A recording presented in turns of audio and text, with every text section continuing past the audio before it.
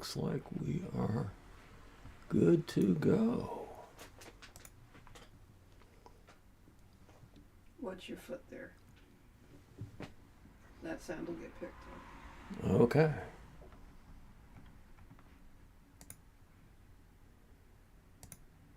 And we are live. Okay. Well, good evening. We're beginning, and there we are. Welcome to the final week of our book study, Crossing the Lines We Draw. I'm Pastor Jeff Snyder of First Calvary Baptist Church of North Andover, Massachusetts. And here we are. We're on session 6, reading from chapters 11 and 12. We're going to deal with preparation and participation.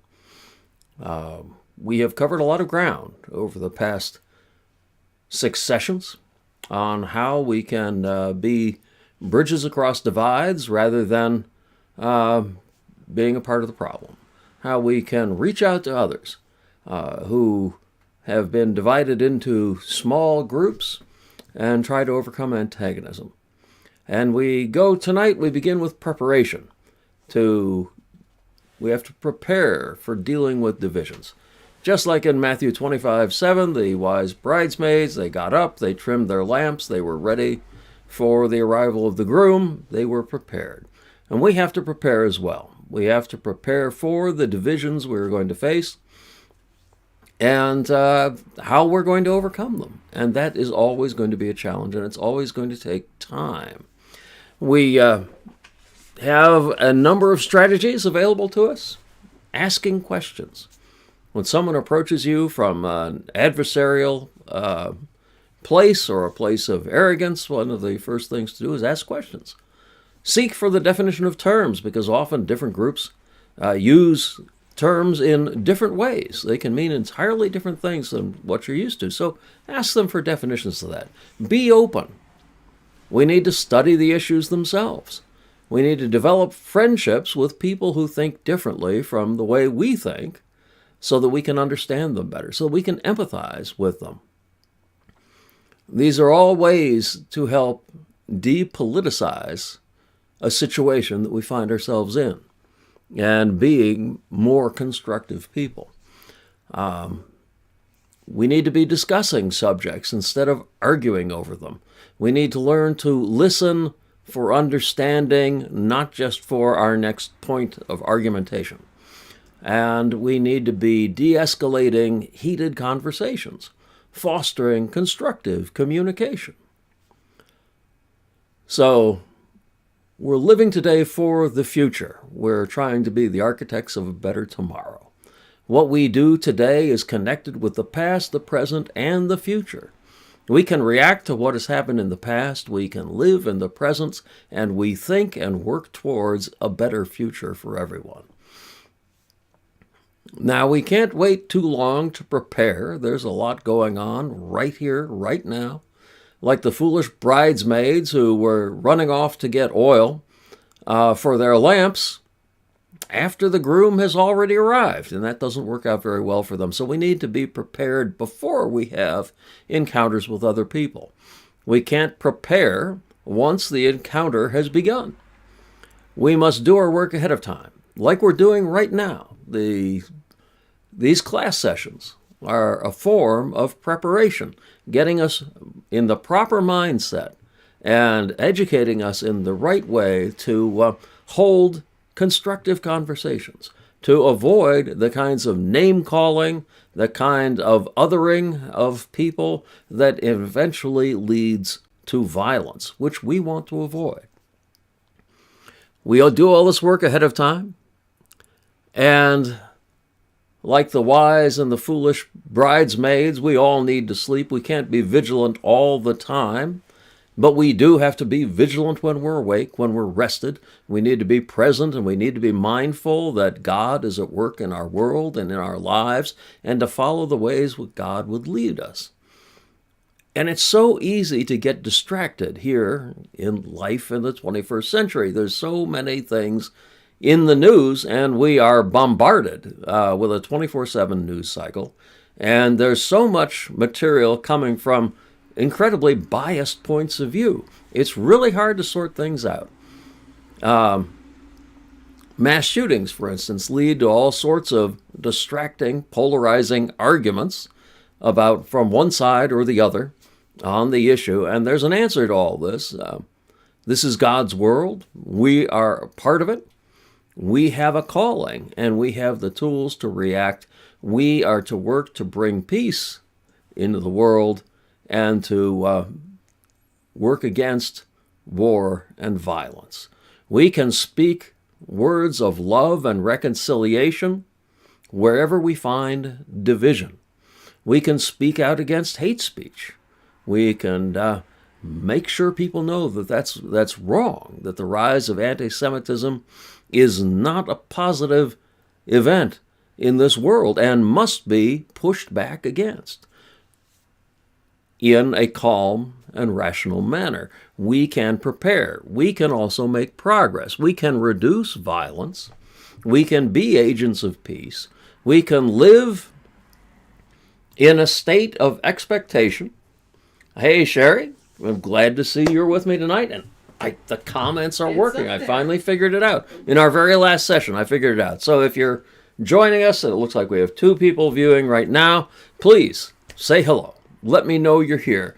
It's actually working tonight. How wonderful. And if you have any questions, please feel free to type them in. And I'll look periodically. It'll look like I'm looking way off to the side. I'm looking over at the computer over here. And I'll do my best to answer them, but try to keep them short because I don't want to spend a minute trying to read through a long question. But still, here we are. With hope and faith in Jesus' view of God's reign, we expect a beautiful future where we realize God is already at work in the world in spite of all our fractious and sinful nature, and that we are called to be a part of God's work, which is a wonderful privilege for all of us. And we have to accept God's gifts in our lives as well. Religion, which is a word these days that has a whole lot of baggage. People have defined it in one way or another, and it has a history that's troubled because it is a human endeavor, and any human endeavor is fraught with the possibility of error and mistake over time. And we hope and pray that we will learn and we will get better as we move forward, as we're doing tonight. But religion is still a way to relate to God and to experience God's presence, to help each other out in a group. God calls us to live in community together and to love one another. And that helps us to do that. One way to think about relating to God is through the gifts that God gives to us. Each person receives gifts from God. God gives each person many different gifts, but people must be careful because accepting them and using them, well, that comes with a price. This isn't exactly a transaction. We get the gifts, but we have to accept the price, and the price is a transformation of our lives. And the price will lead to a better life, but it requires a serious commitment on our part. You don't just pick up a tool and know how to use it right off the bat. You have to practice with it. You've got to work with it. You've got to make it a part of your life. And these gifts need to become a part of our life. And the gifts are transformative. The more we use them, the more they become a habit in our lives, the more they become a part of just the way we respond to the world and the way we see the world. If you've got a gift for peacemaking and you start to use it, you will see the world through the lens of a peacemaker. You will be looking for ways to do what we're talking about here, to speak constructively with others. And you end up with a better life in the process. When we become aware of the relationship between every blessing that we receive and God, we're grateful. And we start to appreciate what we have more. We offer up thanksgivings for all the good gifts that surround us. We become more aware of them as we begin to use them. James connects giving thanks to encountering trouble. Now, what in the world do trouble and gratitude have to do with each other? Well, when do you grow the most? Do you grow in times when everything is comfortable and good, or do you grow when you're pushed? Do you grow when trouble makes us move? Yes, that's when you grow. Trouble is the spice of life, you might say.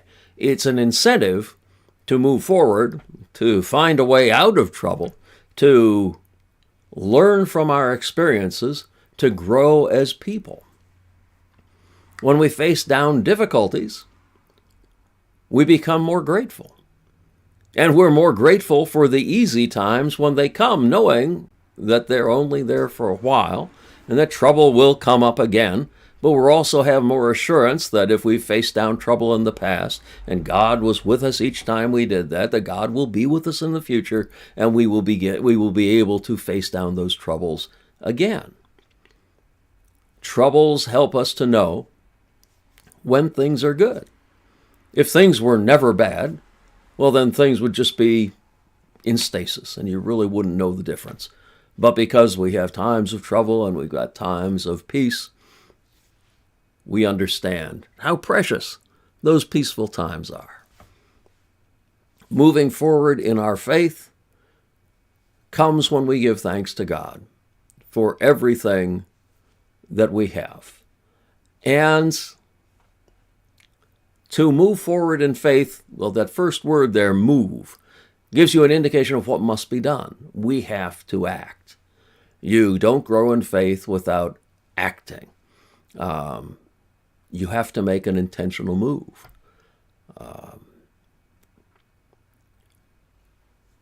But what do we do with our beliefs? What do we do with our gifts? How do we prepare for what lies ahead of us? How do we prepare to work in this world? How do we be ready to have a grateful heart? How does God expect us to respond in the world? What is it that God actually expects from us? There are folks who need us each and every day. If we are open to God, we will hear the voice of the Lord saying, "Good, I'm glad you're open to this. Now get ready, because I've got things I want you to do." 1 Corinthians. We're moving now into chapter 12. That was chapter 11, preparation. We're moving out of preparation into participation. We're participating with God in God's work in the world. 1 Corinthians 10:17 reads in part, "Because there is one loaf of bread, we who are many are one body." Jesus is that loaf of bread, that nourishment, and we all partake of that. And in Matthew 25, verses 35 through 36, we read the famous lines, "I was hungry," this is Jesus speaking, "and you gave me food to eat. I was thirsty, and you gave me something to drink. I was a stranger, and you took me in. I was naked, and you clothed me. I was sick, and you visited me. I was in prison, and you came to me." Things that we can do. Romans chapter 10, verse 9, sets forth a pattern of profession followed by salvation. Yet in Matthew chapter 7, verse 21, Jesus says, "Not everyone who says to me, 'Lord, Lord,' will enter into the kingdom of heaven, but only the one who does the will of my Father in heaven." So there's action involved in this. It's not just giving lip service to your faith. We need to put our faith into action. Faith is not a spectator sport. It's not something we can be the Monday morning quarterback as other people are busy. We need to be involved. And that's a good thing, actually. Micah chapter 6, verse 8 answers what is required of us by God. Do justice, love kindness, and walk humbly with God. In other words, be a good human being. Okay, that seems pretty reasonable. That seems pretty straightforward.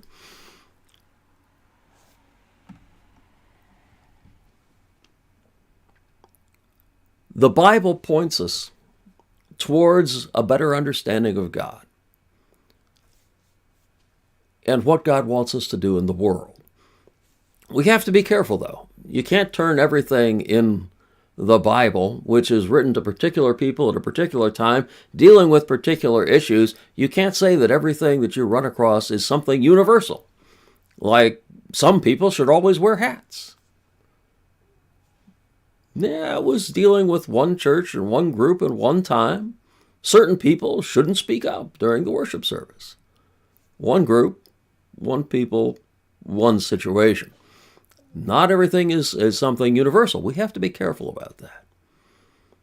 Jesus in Matthew 20 through 25 calls out humanity to participate with God in this world. You can take that as something for all of us to do. It's not dealing with just one particular situation at one particular moment in time. My apologies, I'm still getting over a case of bronchitis, but we move on. Both Matthew 23 and 20 through 25 and the Sermon on the Mount show us how God acts in the world and what God expects of us. For reconciling differences, we need to understand that we all share a certain common ground. For instance, in Matthew 25, we have the judgment of the nations. And it says we're all going to face judgment by Jesus. It's something we all share in common. In fact, if we look at it, there's more that we share in common than we don't in many cases. So we need to be asking ourselves, returning to the question of being Christians and about salvation, is it one and done? Do you profess your faith and just you can then go doing whatever you want? Which some people argued in the Bible even. Yes, we've been saved, we've had our baptism, we believe in Jesus, now we can eat, drink, and be merry. Or does it require doing things? Does it require taking positive actions in the world? It does. So, how does being a Christian connect us with being agents of reconciliation? Does God want Christians to work towards depoliticizing the world? Should our lives reflect our faith? When we read the news and we hear about increasing division, we become aware of the need for reconciliation. We become aware of the need for more peacemakers in the world. We are conscious that we are followers of Christ. We are to follow in the footsteps of Jesus.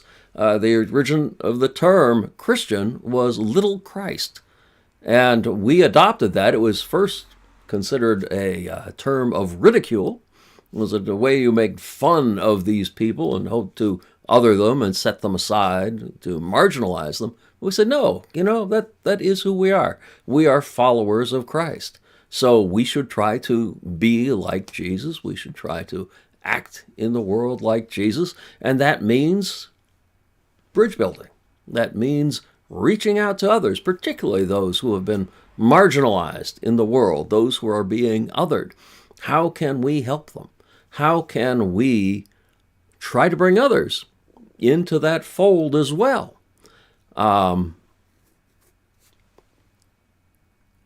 We are conscious of the need to overcome differences, as Jesus did. Following Jesus involves concrete behavior. And that's where the practicing comes in, because when you discover your gifts and you start to use them and use them more often, that becomes a part of your life. It becomes part of who you are. It becomes part of what you do naturally. So if you are working for peacekeeping, if you are working on your listening skills and your befriending of others and you're creating community rather than creating division, if you're wary of what you consume from in various news sources, then it has an impact on your entire life. We respond to the human need, responding to Christ as well.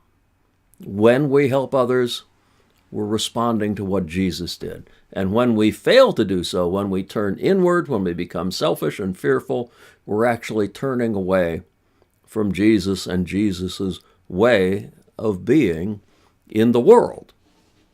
We need to look again at the story of the Good Samaritan from Luke chapter 10, verses 25 through 37, which tells us who our neighbors are. And from it, we learn that our neighbors are whoever needs our help. It goes beyond your family. It goes beyond your community. It goes beyond your state, your nation. Anyone who needs your help is your neighbor. The Samaritan himself and the man lying in the ditch, a child of Israel, they were enemies. They'd been enemies for hundreds of years. And yet the Good Samaritan reaches out and goes beyond what was needed, was strictly necessary, to help him to the best of his ability. He not only bound his wounds, but then he put him on his own transport, his own animal. He took him to an inn, and at the inn he took care of him through the crisis of the first night. And after that, he told the innkeeper, look, I'm going to give you enough money to cover 2 months of room and board and medicine. When I come back to check on him, and I will, if it took any more than that, I'll repay you that then. But I better find him well when I come back. This is the depth of what we're called to do as much as we can to help other people in need. And that's how we love our neighbors. And when we love our neighbors, we love God as well. And we fulfill both of the great commandments. Our neighbors extend beyond national borders. They extend beyond different church denominations as well. Immigrants, people from other countries, those who don't fit into neatly defined categories in our society, they're all neighbors. They are all in need of care. God's definition of neighbor is far wider than ours, and we need to be aware of that. We need to take that into account when we feel that urge to divide into smaller and smaller groups. We need to remember that God wants us in broader community, not in smaller groups, not in little fearful clusters, but in loving relationship that builds on joy and peace and love and mercy and kindness and vanquishes fear and the tendency towards violence, towards isolation. Much more joyous to walk in the way of God. And it leads to righteousness. What is righteousness? Well, it's not self-righteousness. It's not looking down our nose at other people. It is being in right relationship, correct, proper relationship with God and with humanity. Humanity, not a portion of it, not a fraction of it, but with the human race. It's a huge job. And it's not something we'll get right each and every time. But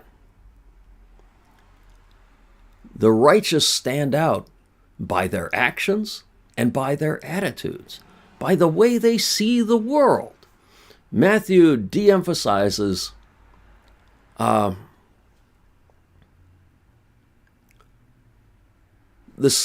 self-confidence that might come with righteousness, or an arrogance, you might say, because when we get back to the judging of the nations, and Jesus separates the sheep and the goat, the sheep are startled that they've been considered righteous at all. They don't believe that they have done anything special. They have been doing what has become habit to them.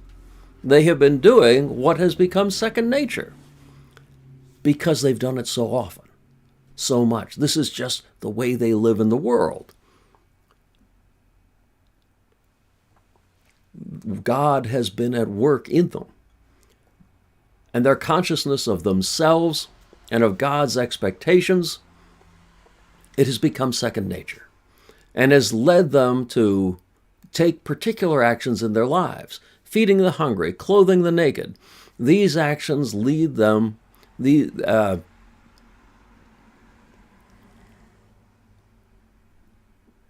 them to do more as well.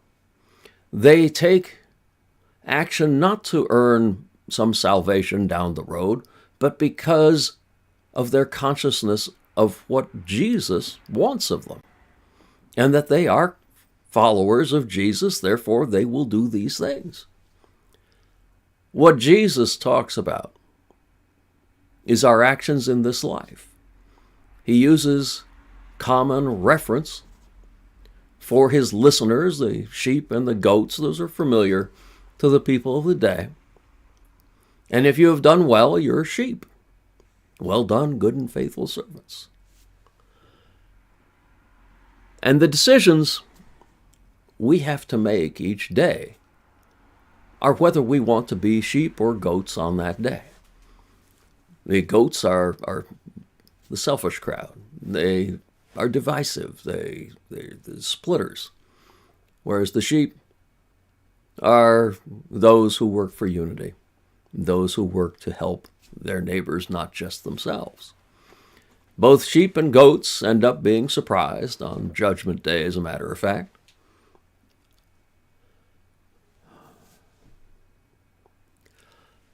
We're called to feed the hungry.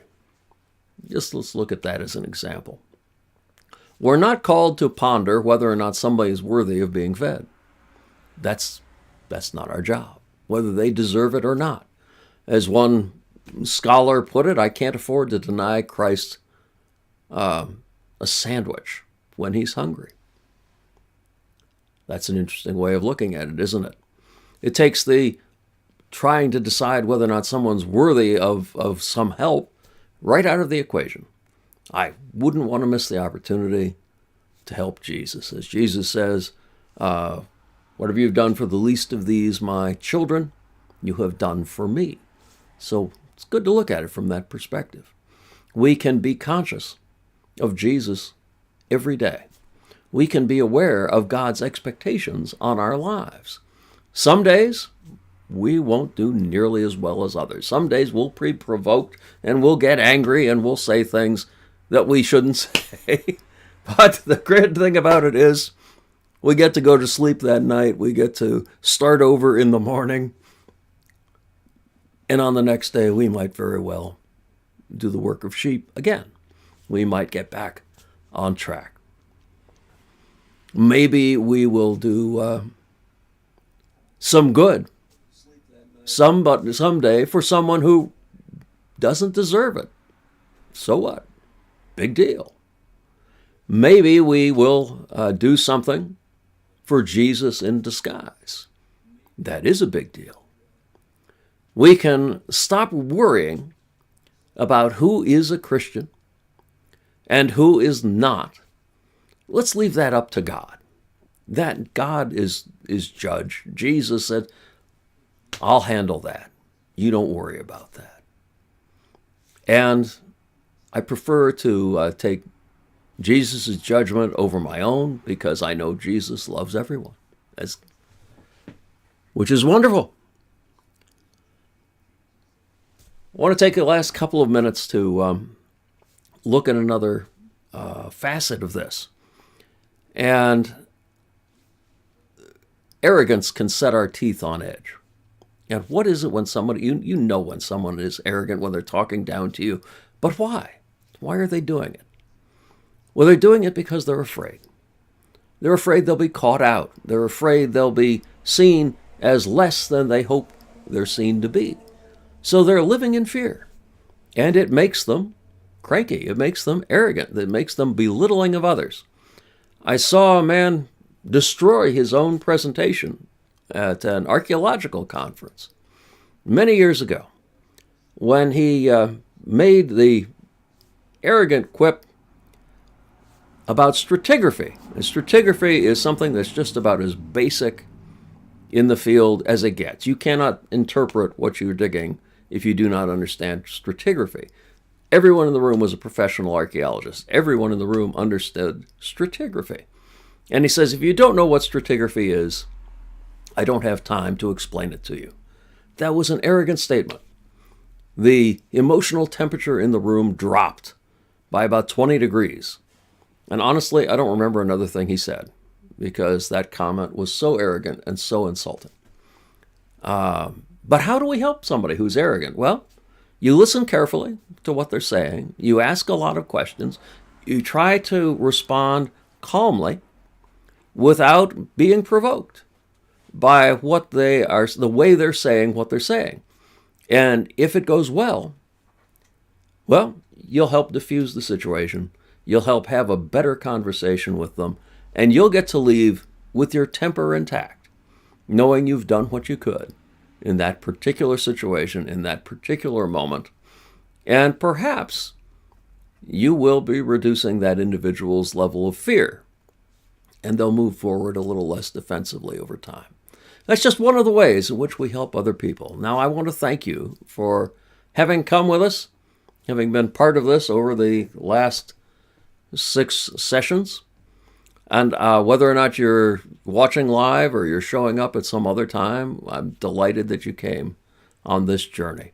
And I wish you well. I hope you take these techniques and become peacemakers in the world today, because we need it. We need people who are dedicated to building bridges, to creating a better future, and to working in the way that God is leading us to work. God bless you all, and I hope to see you at some other point. Join us on Sunday. We live stream the service from First Calvary Baptist Church, so please join us on Sunday morning. We'd be delighted to have you. All are welcome. But for now, my time is up. God bless you all, and have a good night. So